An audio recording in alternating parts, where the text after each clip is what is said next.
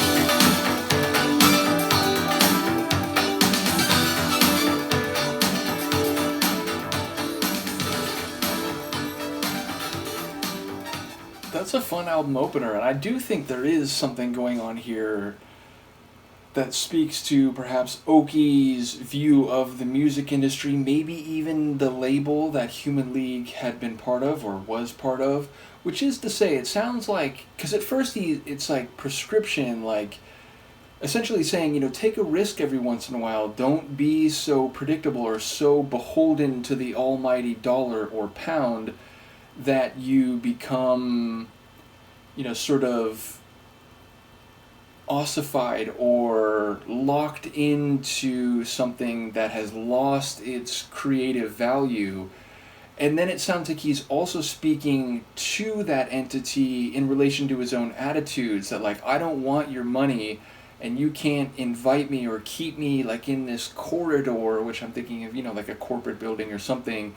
He's going out the door and he's not going to allow the monetization of what he's doing to limit his freedom. He'd rather be free than rich. He'd rather make something worthwhile than to make something that is predictable, boring, but will pay very well. So yeah, like I said, it feels like this is a shot at the commercialization of music, maybe the trappings that come when you sign with a major label and they want to enforce a certain image or creative control such that you are more or less just kind of a voice, or like you're along for the ride. Like even if you're still producing the tunes, composing the tunes, you're doing so within a set of pre-established expectations or parameters such that the spark, the creative process, and taking a risk on something that maybe won't be a commercial success but will be an artistic project you can be proud of, becomes less desirable because the people making decisions are looking at the bottom line and not the creation itself. So, yeah, again, maybe I'm misreading some of this, but it really feels like a shot at the commercialization of the music industry, maybe a particular label, and it's a statement of artistic defiance by the narrator as far as I took it.